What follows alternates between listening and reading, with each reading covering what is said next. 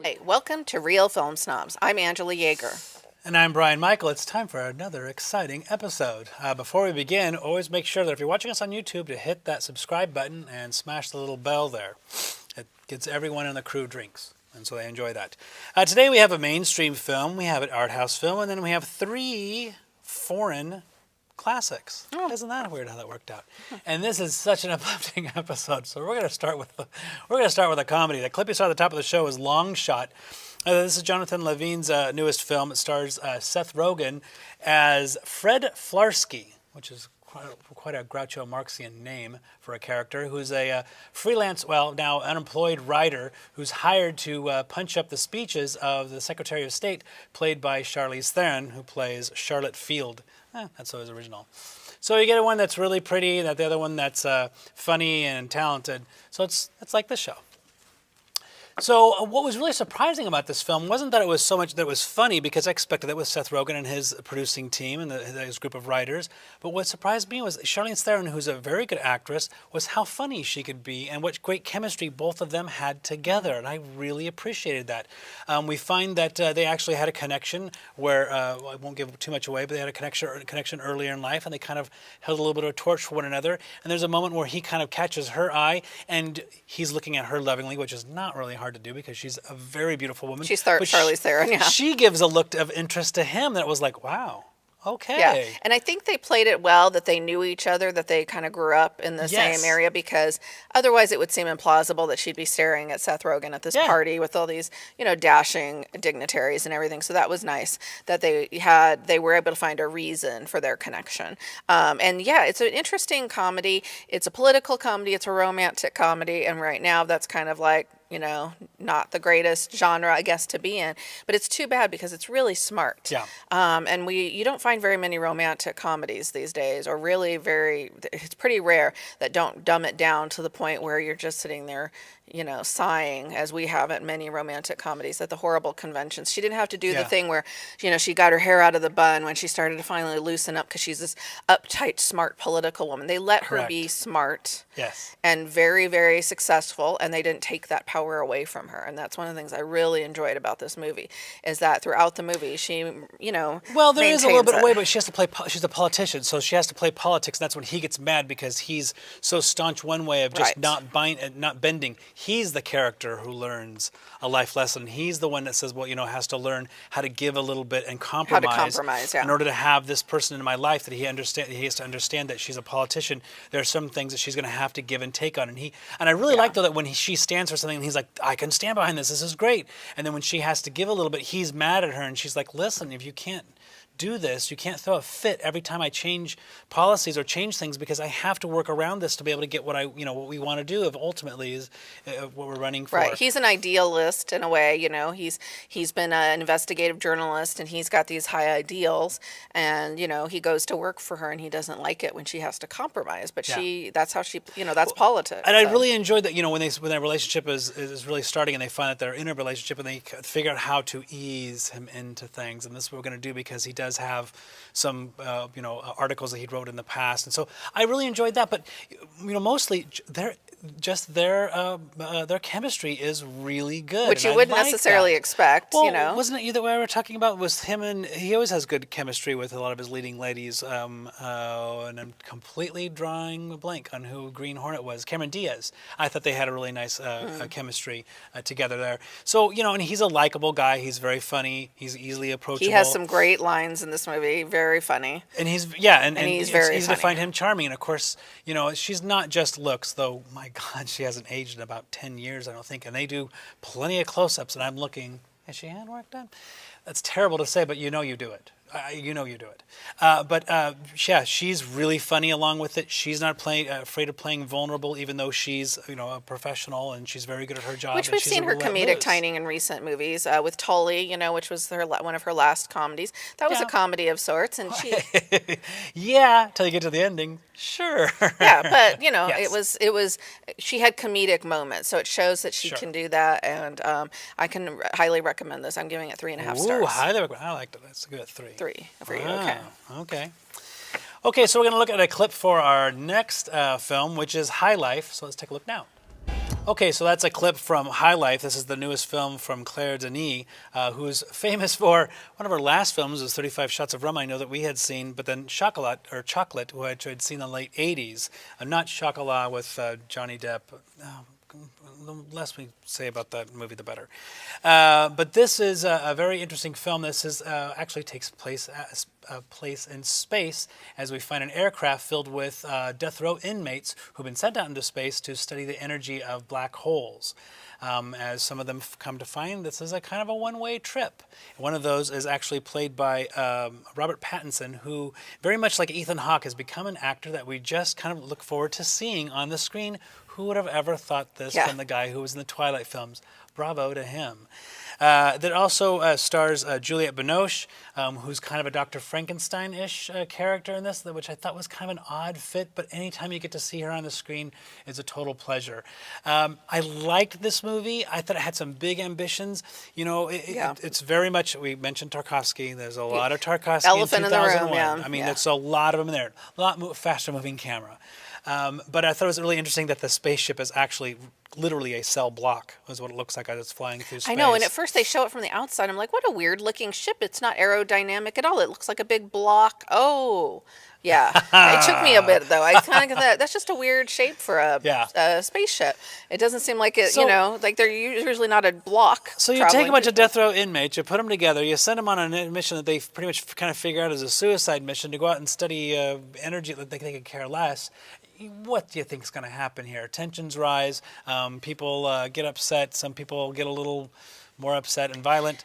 But that's all happening in flashback. So, like, the real kind of heart of the movie is that... Well, I'm going to disagree on Don't you that. think? You don't think it's about him and the relationship with his daughter? That's what everyone talks about. Oh, the relationship. It's 2 minutes at the very beginning, and then it's about 5 to 15 It was interspersed throughout the whole film. I think you were asleep in the middle. It really didn't show much with him and his... I really didn't feel a relationship with him and his daughter that much at all. You see him showing her how to walk. You see him feeding her. Yeah. And see her as a toddler. And then she's grown up at the end. At the very end for about 5-10 minutes. And I kind of thought that's what it was about to a certain degree.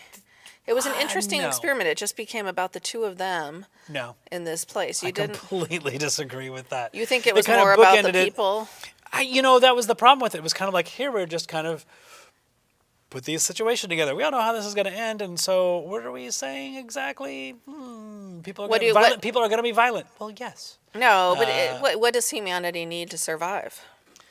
Energy from study the energy from a black hole, apparently. That's what the pretext for them being sent out there. But we never actually learned if that's actually why they were out there or not. Yeah. Juliette Binoche has her own reasons for what she wants from them. I was a little unclear if she was actually a prisoner as well, or if she was supposed to be assigned to study them the way she was studying them and doing and what was exactly that for? Yeah, see, a lot of it's just kind of muddy and very she unclear. Was trying to. She really had this obsession with fertility, yes, which is not giving anything away because that's actually a huge part of the plot of the movie is her experiments with the prisoners and their fertility, which is how Robert ends up the way he does in the film with his child, and so she's doing this on all the inmates, and so that was very interesting that she had this obsession that she was foisting on all the people, whether they liked it or not. So a film like Under the Skin, which kind of dealt with aliens anyway, and not really putting everything out there, and you kind of have to fill in the blanks and kind of see things. And it's kind of like an experience instead of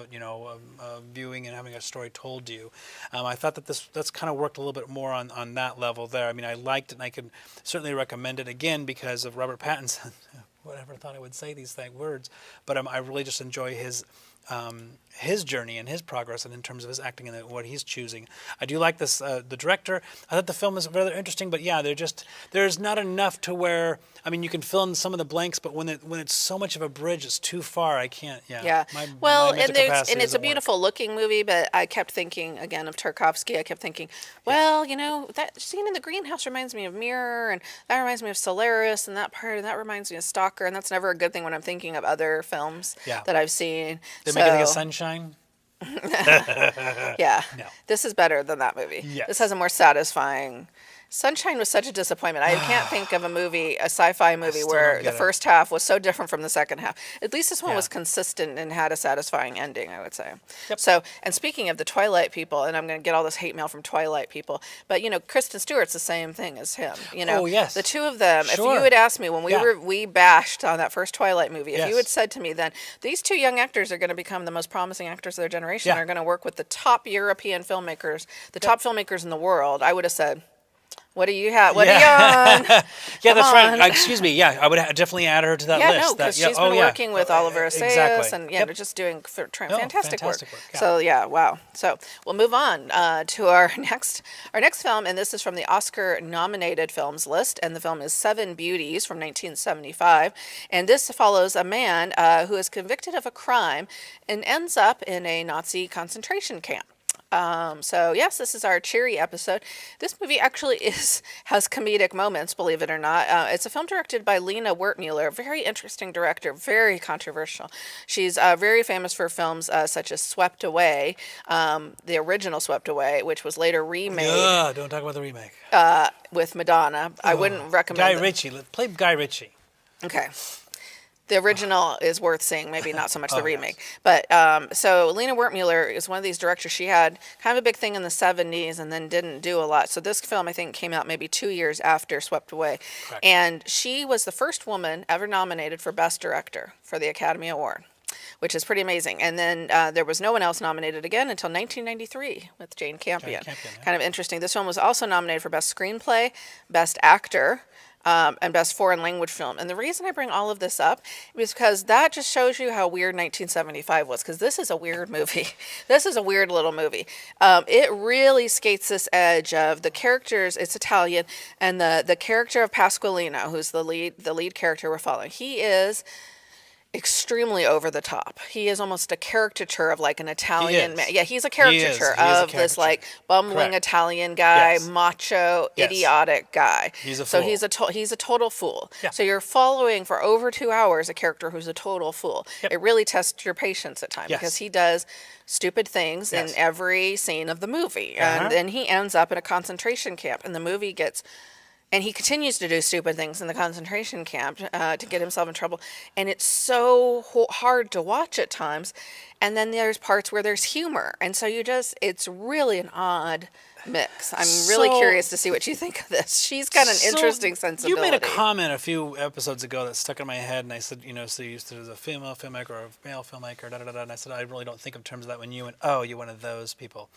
So I thought, okay, here we got a female, even though we didn't review the film that came out this last week that was Palms, that was directed by a woman, or the films that starred women, that was The Hustle, we took the long shot, which is the Seth Rogen film. That's fine. So we reviewed Seven Beauties. I'm like, oh, here's a female filmmaker. Okay, good. Well, I think The Hustle got like 10% on Rotten Tomatoes. I'm just saying. We got to support women. Got to support women. So, so you watched Swept Away, which is probably a film I really loved that film. I probably don't want to watch it now in the Me Too era because that's really going to bother me. Even though it's about classism, there's still the way that the woman is treated in that film that's really rough. This film, there are only two types of women. There's a Nazi, and then there's prostitutes. And so it was like, okay. What about his sisters? So that's what they became prostitutes. So during the war, that's what they had to do. So, and of course, he had to come back and save them. But this film is kind of the opening there with the machismo. Certainly, this is supposed to be satirical of that, and so you're supposed to see him trying to play like kind of this John Wayne kind of character, or Clint Eastwood type character, man with no name, in the spaghetti westerns. Especially when he's standing there and he's got the gun on the guy, and he accidentally fires and shoots him, which is kind of funny. Yeah, he doesn't where mean the to film do goes. it. But so to me, so it was like, okay, so you're making a statement about machismo. Okay, that's fine, but it's really hard to do when you have women that were just. No, none of nobody's them are likable. No, But well, she also I did that a little kind bit of- with Swept Away. I mean, in a yeah, way- the women are prostitutes and Nazis, but the men are complete idiots. I would They're rather be an buffoons. idiot than a Nazi or, well, a prostitute. Yeah, But sure, some of the sure. men are Nazis too. Yeah.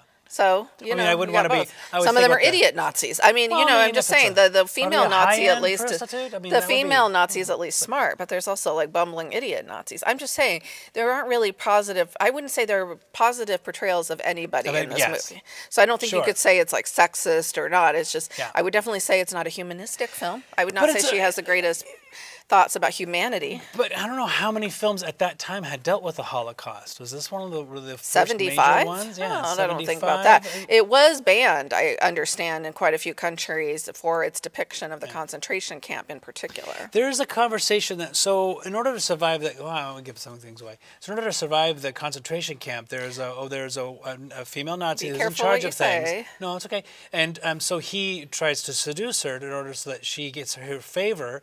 He's in her favor, and then that way he can survive. And the comments that she makes about it and she actually turns to him and says, "Oh yeah, we're the superior race, but look, we're going to end up falling to you fools and you idiots," and da da da da. And so that was kind of interesting. Her little speech there was really interesting. I didn't like how it summarized everything when he got back and said, "No, we got to get married right away because she's a prostitute and that'll make everything okay. And then we got to have lots of babies because we got to build up our, Yeah. build up I the don't think country, the I think he's population." portrayed very So, positively. I mean, I can see why it was nominated for Best Director because it is well directed. There are some weird lighting at times, but I kind of dug that because it's very surreal. There's some wicked close-ups that are really wicked in It's terms really of, oddly, there's a lot of odd shots in the film. yeah. And so I kind of like that. I just thought it was, I mean, I can recommend this film because I'm... Only for those who have more out there tastes, I would say. I can imagine a lot of people not. I was just shocked that this had so much. I mean, it must have had some mainstream appeal in 1975 if it got that many nominations. Yeah, that's what I'm... Outside so of the I think foreign it's- language category. So I think but- it's rather interesting yeah, I was surprised. I think that's why it's kind of a little more of a groundbreaking film. 'Cause I don't know how I many thought films it about was the more of a Holocaust have been there. moralistic film than anything because, Swept Away had these aspects too of morals. I think, his character is apathetic. He says at the beginning, "I don't care about politics," and I think that's the statement she's trying to make. If anything, is this is what happens. Someone that doesn't care about politics, he finds himself in this position where he's willing to do anything to just survive. But then he's put in situations where he's then put in charge and he has to make a decision that's Right, I know, horrific but and he's willing to do awful. anything to survive, Man. and at what cost? At the end, we know he's survived, but what does it matter? What's left of him as a person Very spiritually? interesting. So anyway, we are discussing a lot, Okay. so there must have been something there. So we'll Yeah. move on to our yeah. next movie. Whew, another uplifting one.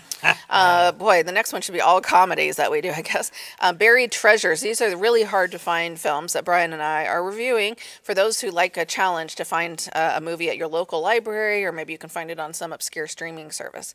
The movie is Our Mother's House from 1967, directed by Jack Clayton. And after their deeply religious mother passes away, her 7 children try to continue on in the house as normal until their father, their long-lost father, suddenly reappears and kind of turns everything upside down. Their father is played by Dirk Bogarde, and this is important because Dirk Bogarde was a huge star in England in the early in the 50s, actually, and then with the movie Victim, which is a really famous film known for being one of the earliest depictions of homosexuality on screen, kind of upended his whole career in 1961 when he made the break from mainstream success and said he only wanted to focus on doing art films. This film certainly fits in with that. He plays the father, who's a guy named Charlie, and we hear everyone call Charlie. Some of the kids fall instantly in love with Charlie. They want their father. He's this charismatic guy, but we kind of know instantly as a viewer something's not quite right with Charlie. So this film is kind of depicted a little bit. I think some of the things almost depicted it as a horror movie. To me, it was almost more like maybe a psychological thriller than a horror film per It was se. more of a drama that was just kind of, kind of made me a little bit of Lord of the Flies because we kind of get there because now the kids When are the in kids charge, are in charge of the especially house, when yeah. their decisions are being made, and we go and talk to mom, and then mom talks to one of the kids, and that was a little freaky. That was very, very strange. And then there's a punishment made that was really interesting. But this movie really walks the line. I mean, it's not Home Alone, thank God, and then and it's not a horror film, something like The Brood, where little short ones come through. But I did enjoy it because the kids aren't stupid. First of all, no one's dumb. There's no slapstick in terms of the guffaw. Oh, these or kids are falling very laughing. serious. These kids are yeah. very serious. Well, they're English, and they're very smart, and they understand that if we go and tell everyone that mom has passed, then we're going to get separated. So let's hold together. They figure things out. One of them Yeah. can forge mom's signature. And I really love that they all kind of work together as a team. You're going to do this. You're going to As say big this. You're going families to talk often this. do. You have 7 And that's kids. what you have to do. You pull together. And you come work from a through big things. family, and it was Yes. fun watching with you because you were like, oh, that's kind of like this family member, or that's kind of like how Oh, this yeah, there's member Annette. would. Yeah, he was like, there's Annette. That's how she would react. So Brian, it was fun watching someone with a big family because I don't come with yeah. a big family of 7. They have all the personalities, And I would say this movie's maybe I don't know if I want to say it's anti-religious and turn people off from it, but it is a little anti-religious. I mean, the kids are depicted like they're a little bit brainwashed and weird because they were raised by this very religious mother in a very kind of cloistered environment. Exactly. That kind of closed off from everybody. But and so then, it's kind of Charlie interesting. comes So- in and he's anti-religious and he's not so great either. So this is another one, and then the kids are well-meaning. So I liked that about it. It has a really kind of weird, like, flowers in the odd, I don't know, like almost Well, Victorian it's directed by feel. Jack Clanton, who did A Room at Clayton, the Top. yeah. Was it? Can't remember my own Clayton. handwriting. Excuse me, Clayton. You're right. And The Innocents, which is a really cool horror film With Deborah Kerr, yes, yeah. yes, very, very. And it has cool. a spooky So, feeling. I wouldn't say it's a horror movie, but I love the house The and house the look of is the. amazing. Yeah, it's a cool old house with lots stairwell. of weird things going on in it. So and yeah, very This is interesting. what you got to movie. find it. You got to look for it. You got to get Yeah. it. It's got a fantastic poster that I absolutely love. Yeah. Okay, so we're going to move on to his distinguished classics. This one's from 1964. It's The Fifth Horseman. The Fifth Horseman is Fear. This is directed by Zbynek. Brynych. That's not right. My apologies. This is about a Jewish doctor in a Nazi-occupied Czechoslovakia. It's another Nazi movie. He risks his life. Sorry, and I don't mean to attempts laugh. It's another Nazi movie. And attempts to regain his identity by assisting a wounded political figure. And so he is someone who is categorizing or cataloging all of these items. This is his job now that they're occupied. And so the opening shots are just all of this wall of clocks showing the amount of time that is on their hands and how time is of urgent order. And all of these different items that he has to go through. It's a fantastic little life. He doesn't speak much. He kind of keeps to himself, as many people would. He lives in this very large apartment complex, and each one of them, each level and each house kind of has its own drama and dynamic that's going on in there. And he helps this man, then he has to get some morphine and kind of goes on his journey to try and get this. And we just see the screws turn a little bit tighter. The tension kind of grows throughout all of this. You get to see how people are kind of living, and some are kind of smiling with a smile painted on their face because we're occupied now, but we're happy. Let's keep the soldiers happy. We don't want any problems. And it's really interesting because this is, we saw one with the concentration camps. That's usually what we think of. But being occupied is a whole other kind of horror in itself, being trapped inside your own, even though it's your neighborhood, so to speak. It's your own, your own block there, but having to live with one another, and there's some betrayals that are made that are just painful. Well, and and shocking it never actually calls out the fact. I don't think. Do they actually even say he's Jewish, or do we make that assumption?